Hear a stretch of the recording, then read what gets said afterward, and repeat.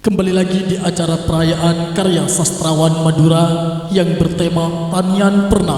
Acara ini merupakan program kegiatan sastra yang diselenggarakan oleh Komunitas Masyarakat Lumpur tahun 2024. Melanjutkan acara sesi diskusi, yaitu sesi ketiga bincang sastra perayaan karya sastrawan Madura adalah Tanian 3. Tanian 3 ini adalah sesi diskusi sastra yang dibilang spesial karena membahas khusus karya sastra berbahasa Madura.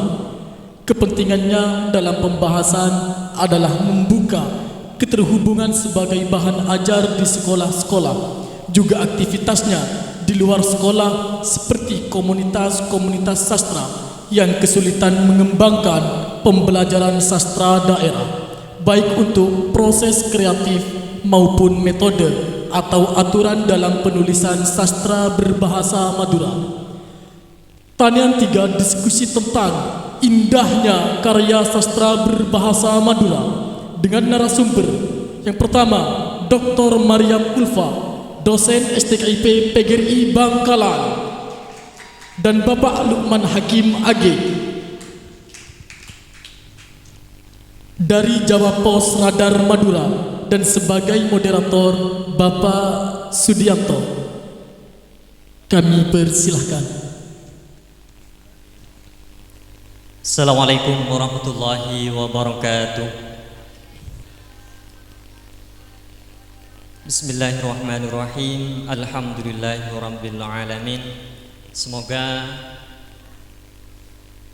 semua yang hadir pada acara ini dalam keadaan sehat, dan yang kami hormati pembina masyarakat Lumpur beserta panitia yang ikut andil dalam acara ini, dan juga guru-guru saya yang hadir pada acara ini, salam takzim. Dan juga teman-teman mahasiswa dan undangan yang hadir, dan khususnya kedua materi yang sudah ada di sini, kami ucapkan selamat datang. Acara ini merupakan perayaan karya sastrawan Madura yang dalam hal ini ada tajuknya Tanian Perna, yang kebetulan pada kali ini adalah yang ketiga, dan mungkin selanjutnya semoga program-program di masyarakat Lumpur ini tetap istiqomah. Salah satunya yaitu acara Tanian Perna yang ketiga ini termasuk dalam mancing sastra, kalau tidak keliru yang ke-49. Semoga tetap istiqomah ila yaumil qiyamah, karena mencari ilmu pengetahuan itu sampai maut mengundang kita. Baik, tepuk tangan dulu untuk kita semua. Pemateri pertama kita yaitu Mas Lukman Hakim AG. Kebetulan beliau lahir di Sumeneb dan merupakan alumnus Sekolah Tinggi Ilmu Tarbiyah Akidah Ushmuni Stita Sumeneb.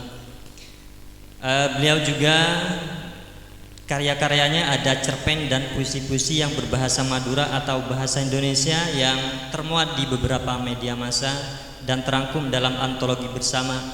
Kini beliau menjabat redaktur Jawa Pos Radar Madura, dan juga beliau pernah menjabat sebagai Komite Sastra Dewan Kesenian Jawa Timur. Kemudian menggagas komunitas Pelar yang pada awalnya fokus pada kajian sastra dan kemudian bergeser pada dunia teater. Kebetulan beliau juga karya-karyanya ada Segareh Aing Mata Ojen dan juga Cengkal Burung. Itu Mas Lukman Hakim.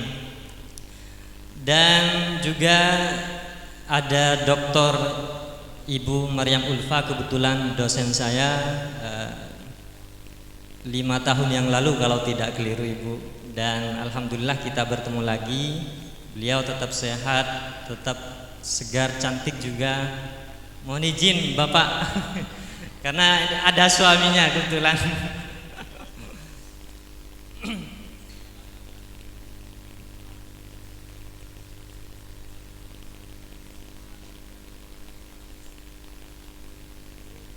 Ibu Maryam merupakan dosen bahasa di STKIP PGRI Bangkalan, kebetulan lahir di Bangkalan dan tinggal di Kamal.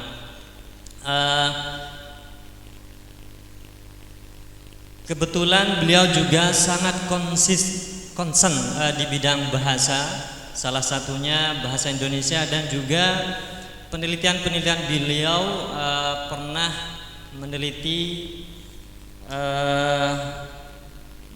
mungkin ini di program doktornya ya Bu ya, leksikon bahasa Madura. Kebetulan ya beliau mengambilnya dari 4 kabupaten di Madura, mengambil dialek yang ada di Bangkalan kebetulan.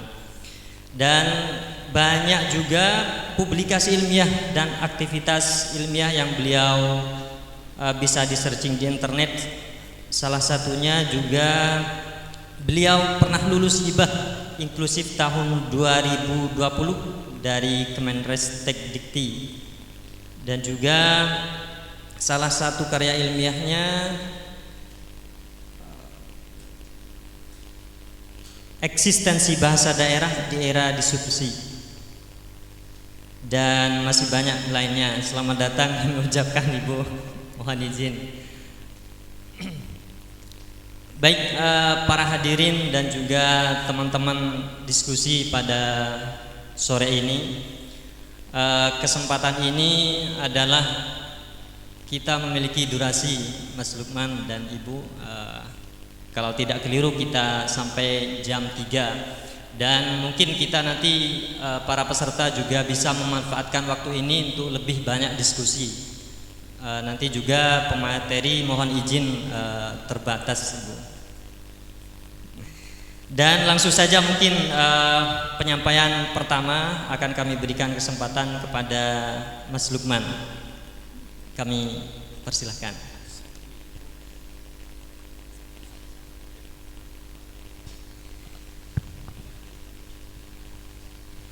Bismillahirrahmanirrahim. Assalamualaikum warahmatullahi wabarakatuh.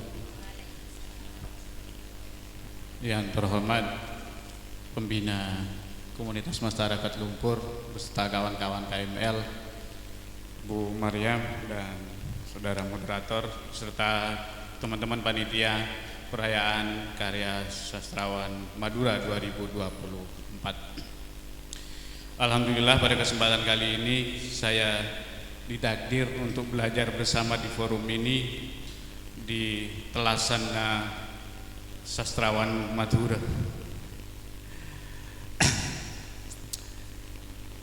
Pertama, sebelum saya masuk ke materi, ada beberapa hal yang perlu saya sampaikan.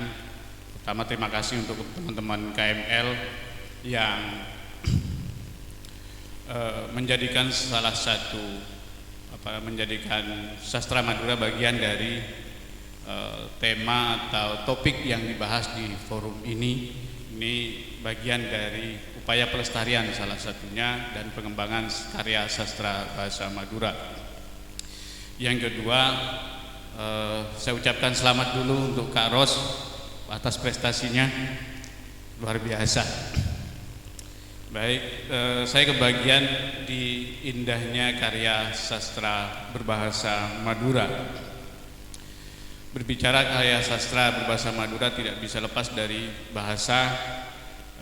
Kita tahu berdasar data Kemendikbud, hasil penelitian terakhir 2019, karena sampai sekarang masih belum diperbarui info dari teman-teman Badan Bahasa, itu di Indonesia ada 718 bahasa daerah dengan 788 dialek, yang termasuk di dalamnya adalah bahasa Madura. Bahasa Madura tidak hanya digunakan oleh orang Madura yang tinggal di Madura. Seperti kita tahu, di mana bumi ada di belahan bumi manapun, insya Allah ada orang Madura. Bahasa guraunya di mana ada batu dibongkar, di situ ada orang Madura. Teman-teman ke Jakarta tidak perlu risau, berpijak di belahan bumi Madura akan ketemu dengan tarian Tibi. Tidak hanya di Indonesia,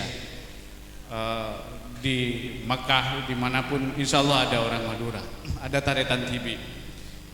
Apalagi di daerah Tapal Kuda misalnya, di Jember dan sekitarnya, Lumajang, Bondowoso, Situbondo, itu memang juga bagian yang banyak penutur bahasa Madura. Karena itu banyaknya tersebarnya bahasa Madura, saya yakin juga akan diikuti oleh munculnya atau berkembangnya sastra berbahasa Madura. Sejak 2013 yang lalu, bahasa Madura masuk salah satu bahasa daerah di Indonesia yang direvitalisasi, yang dalam hal ini dilakukan oleh kawan-kawan Balai Bahasa Provinsi Jawa Timur. Tahun lalu melibatkan 240 guru master di Madura, masing-masing kabupaten 60 orang. Tahun ini dilanjutkan revitalisasi bahasa Madura yang sebarannya meluas, tidak hanya 4 kabupaten di Madura, tetapi kemudian bertambah Bondowoso dan Situbondo. Dengan 2 kabupaten itu 78 guru master. Guru master inilah yang bertugas untuk mengimbaskan kepada guru-guru rekan sejawat di lingkungan tugas masing-masing, yang kemudian dilanjut untuk mendidik peserta didik di daerah mereka masing-masing. Selanjutnya dari RBD ini, revitalisasi bahasa daerah ini, ada program lanjutan yang berupa Festival Tunas Bahasa Ibu yang diikuti oleh peserta didik di tingkat SD sederajat dan MTS SMP sederajat. Pelaksanaan secara berjenjang, mulai dari tingkat kecamatan, kabupaten, provinsi, dan nasional. Dan insya Allah dari Bangkalan kemarin juga ada yang selebrasi di Jakarta perwakilan, karena peserta yang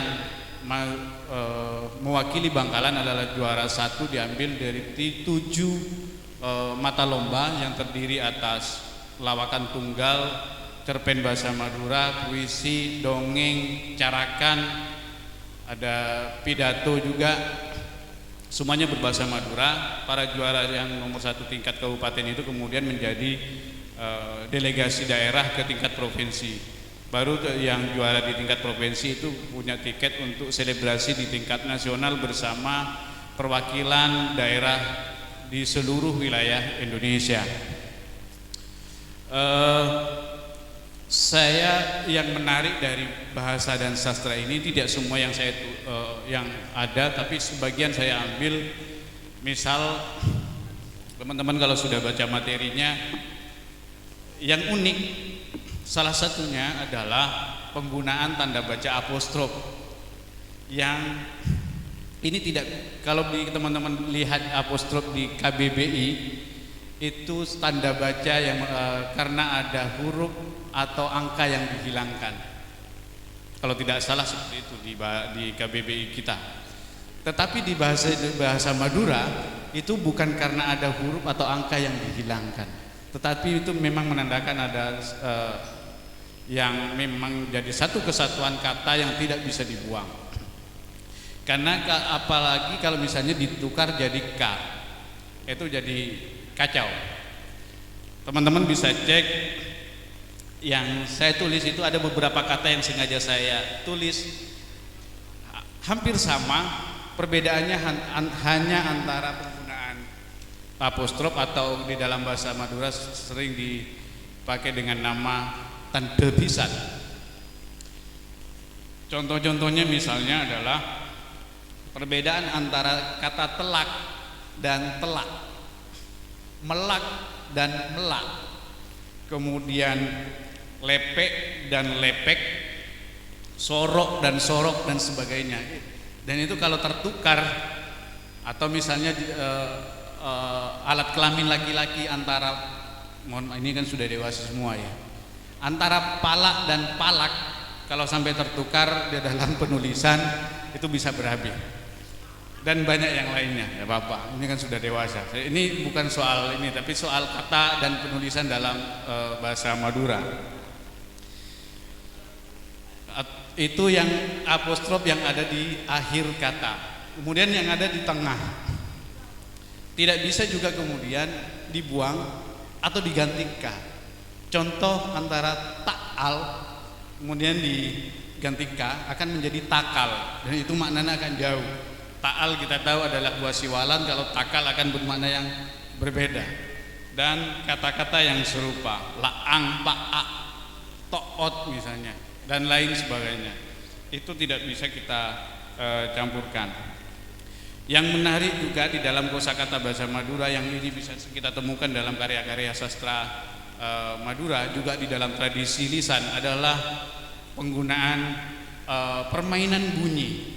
Saya menikmati di dalam karya sastra berbahasa Madura itu bagaimana orang memainkan bunyi, meski di sisi lain tidak hanya mengandalkan bunyi, tapi juga arti juga menjadi bagian penting di dalam hasanah kesastraan, kebahasaan dan sastra Madura. Misal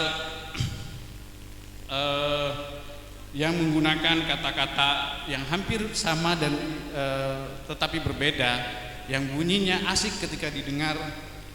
Misal di sini saya tulis misalnya, teman-teman pernah dengar atau tidak antara kerang, kereng, kerong. Itu hanya berbunyi di mainan bunyi yang bisa dimanfaatkan ketika teman-teman misalnya menulis puisi, dan ini menarik untuk dikembangkan. Kalau di dalam tradisi lisan bahasa Madura, hal-hal yang demikian bisa kita temui banyak di dalam syair, di dalam pantun, parebesan, paparegen, bengsalan dan lainnya. Misalnya di dalam paparegen, kalau teman-teman di ada prodi bahasa dan sastra di mata kuliah bahasa Madura, kita tahu ada antara pantun dan paparegen, meskipun ada pihak yang menyatakan sama, tetapi saya ngambil jalan yang berbeda antara pantun dan paparegen. Kalau pantun kita tahu ada 4 baris, kalau paparegen hanya 2. Salah satu contohnya adalah misalnya pangkornyang-kornyangan, oring de pornyang kenyangan. Misal, hanya menyebut salah satunya. Misalnya di yang lain, yang kalau tadi ada kerang, kereng, kerong, misalnya ada lain lake, lako, loka misalnya. Dan banyak kata-kata yang mirip yang itu kalau dirangkai akan menciptakan keindahan dalam pendengaran kita. Tetapi dari sisi makna juga tidak terabaikan. Saya ingin membacakan salah satu puisi yang menurut saya dari sisi bunyi menarik, tetapi dari sisi makna juga dalam dan bahkan bisa menggetarkan pembaca, bahkan mungkin pendengarnya, yakni puisi yang berjudul Dere Campur Marde, karya Arah Jamali, salah seorang penyair yang meninggal tahun 2016 yang lalu. Mohon izin moderator, saya bacakan puisinya dulu, kemudian kita nikmati bersama seperti yang saya sampaikan tadi, baik dari sisi bunyi maupun dari sisi makna. Dere campur marde, sasempeen dek jeng ebu pertiwi, tare kakak dinto ebu medel dari sukma setalimpet dalam nispator yang sara ratusan tahun. Tareka itu suara itu kem robe tak odar labeng tak adar dar. Nalika Hiroshima Nagasaki ipajungi kolat mar. Samurai taselpet Hinomaru elepet Nippon kipon tak kobasa nambah muk amuk sakutu potra nyelpetaki tareka akerek merah pote majungi bumi Nusantara Tareka mardika ageruruk makundek jagat raga sekendur sakojur odar nyabe setak kabebe abeng beng alapes beje kacong ceping pada asabung aurak arak rak tak martuli dar senyap cap tak martuli marde senyap sap dere campur marde aku lui dalam dada tujuan nunggal mardika jeje raja. Puisi ini ditulis 1988. Ini saya petik dari manuskrip puisi Ralanggana Tanah Kering 1998. Apa yang kita dengar dari puisi itu ada beberapa diksi, beberapa kata yang seperti disampaikan tadi, ada permainan bunyi, tetapi ada rangkaian kata-kata yang menyerupai tetapi tidak mengabaikan makna. Misalnya ada kekuatan ketika menyebut tadi kacong ceping pada asabung. Perhatikan di kecap suku kata ong ing ung kacong ceping pada asabung dan yang lain-lain seperti aurak arak rak. Ini dari sini saya menyampaikan bahwa tidak selamanya cap kosakata bahasa Madura itu minim kata. Kita kaya sebenarnya teman-teman. Di sini ada Pak Muhri yang seorang penulis kamus juga, dan sangat mungkin jika teman-teman yang hadir kemudian menuliskan bahasa daerah di tempat masing-masing itu akan semakin banyak kosakata berbahasa Madura. Karena saya sebagai orang Sumeneb ada banyak kosakata baru ketika saya tinggal di Bangkalan. Ada banyak yang saya sebelumnya saya tidak tahu. Contoh satu yang menjadikan tema besar kita hari ini adalah tanian pernah. Saya mendengar kata pernah memiliki makna baru ketika saya tinggal di Bangkalan. Kata pernah bagi orang timur, bagi orang Sumeneb itu adalah kerasan, betah dan lain-lain atau yang sejenisnya. Tetapi ketika saya tinggal di Bangkalan, habis bersih-bersih kerja bakti di lingkungan, karena saya tinggal di perumahan, biasanya kan kerja bakti, apa yang muncul? Pernah, karena pernah. Kan sebagai orang timur mengatakan pernah kan betah, kerasan. Ternyata setelah lama-lama saya tanya-tanya, pernah itu adalah indah, asri dan lain-lain.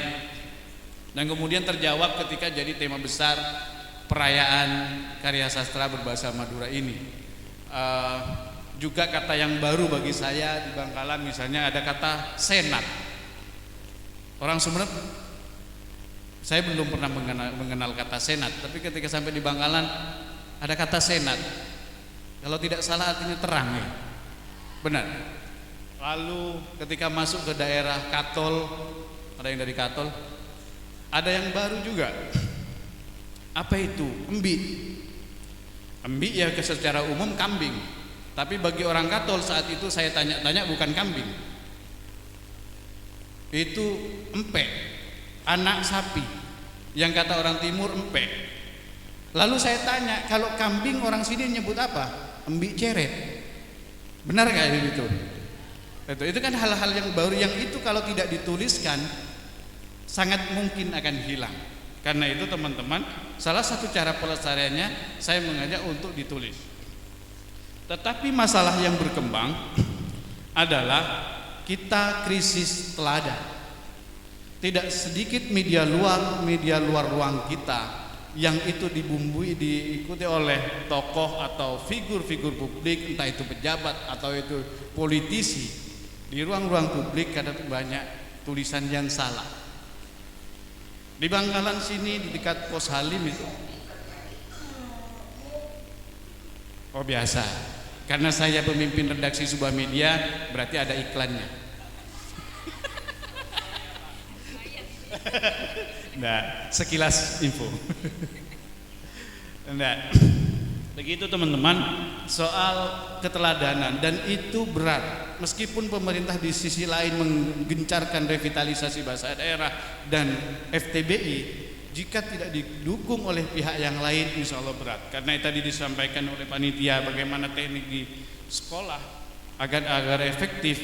Baru beberapa hari yang lalu kemarin ada salah seorang guru tanya misalnya, Pak, di Bangkalan ini pertanyaan dari salah seorang guru SMP di Bangkalan, puisi apa yang menarik untuk lomba di SMP, siswa SMP? Ini menarik pertanyaan, bukan karena guru itu tidak punya referensi. Pertanyaan yang muncul di belakang pertanyaan ini, saya memaknai sedikitnya karya sastra atau bahasa sekalipun berbahasa Madura. Teman-teman kalau bisa cek di toko buku terkecil saja misalnya, kalau jangan toko buku besar, mungkin bahkan tidak ada. Kalau teman-teman ke pasar tradisional saja yang ada lapak menjual buku atau kamus, yang banyak akan menemukan kamus bahasa Inggris Indonesia atau sebaliknya, atau Indonesia Arab. Sementara buku-buku yang berbahasa Madura, saya yakin mungkin akan hanya menemukan 2 buku. Apa itu? Kosakata bahasa Madura karangan Mahfud Asadi dan Bestari yang warna kuning itu. Selain itu sulit sekali, kecuali beli antar teman saja, khusus yang karya-karya sastra berbahasa Madura, ke teman, ke siapa, karena memang tidak sefamiliar, seterkenal atau semudah menerbitkan buku bahasa Indonesia. Tetapi kita tidak perlu berkecil hati, karena belakangan ada indikasi bahwa karya sastra berbahasa Madura sudah mulai berkembang.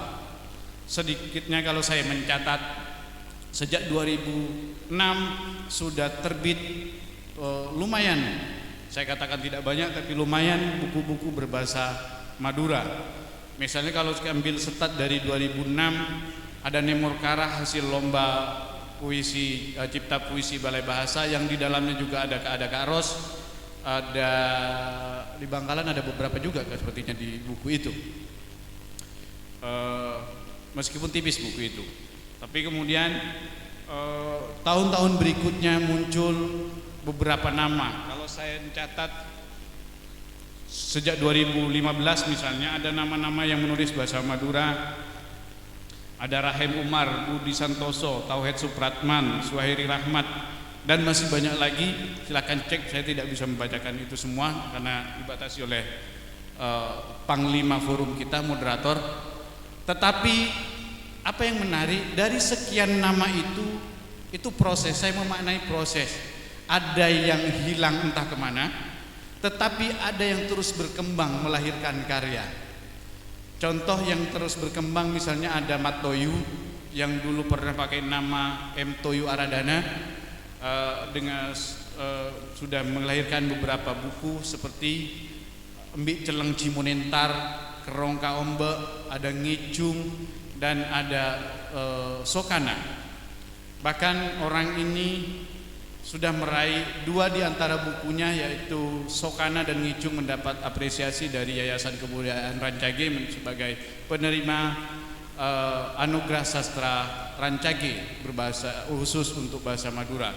Kemudian ada N. Solihin Damiri yang biasa menggunakan nama pena Bin, insya Allah akan hadir. Sepertinya tadi informasinya ada di kamar, entah di kamar mana orang ini. Juga sudah menerbitkan buku Salbut cerpen dan Lanceng Talpos.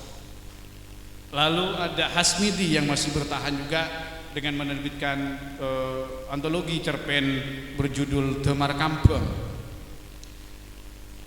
Yang lain juga banyak, dan keyakinan saya bahwa sastra sastra Madura itu akan terus berkembang karena penulis-penulis yang belakangan ini muncul adalah generasi muda.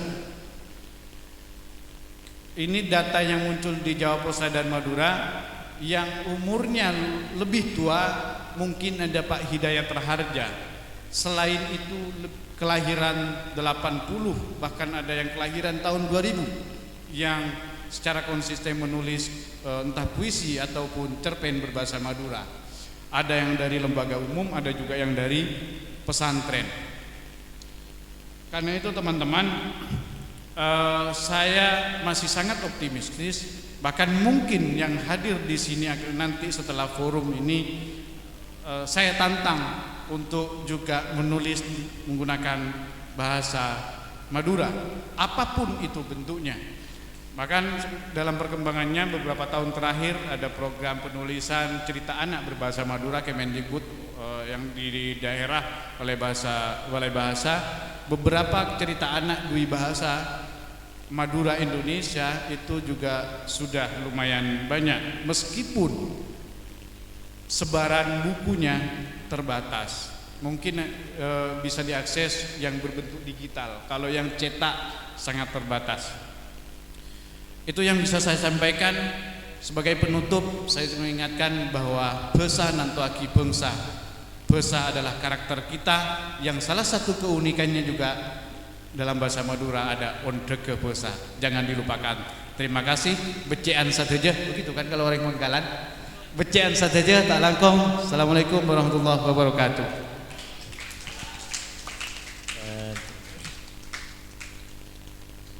Baik, yang paling saya ingat kalau di Bangkalan ketika mungkin 3 tahun ke belakang ini dari Mas Lukman ini adalah puisi yang sering ditampilkan di komunitas masyarakat Lumpur yang kalau tidak keliru judulnya Ya Gelia Nyaman.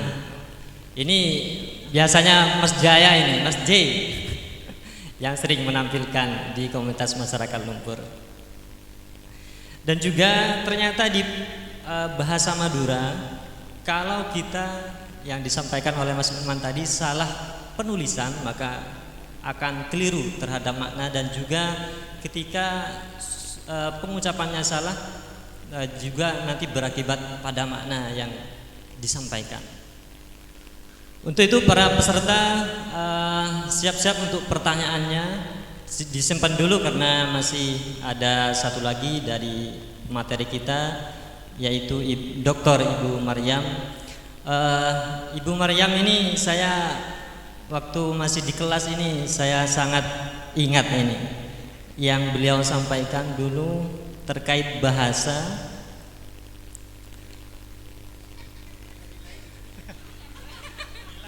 Bukan. Terkait bahasa itu sering Ibu Maryam itu selalu mengingatkan kami mahasiswanya, yaitu utamakan bahasa Indonesia, lestarikan bahasa daerah, dan kuasai bahasa asing. Itu yang selalu diingatkan oleh Ibu Maryam, dan memang betul karena melestarikan bahasa daerah ini sangat penting. Apalagi jika tidak ada penulisan, kemungkinan bahasa Madura nanti tinggal hanya pengucapannya saja atau pembicaraan.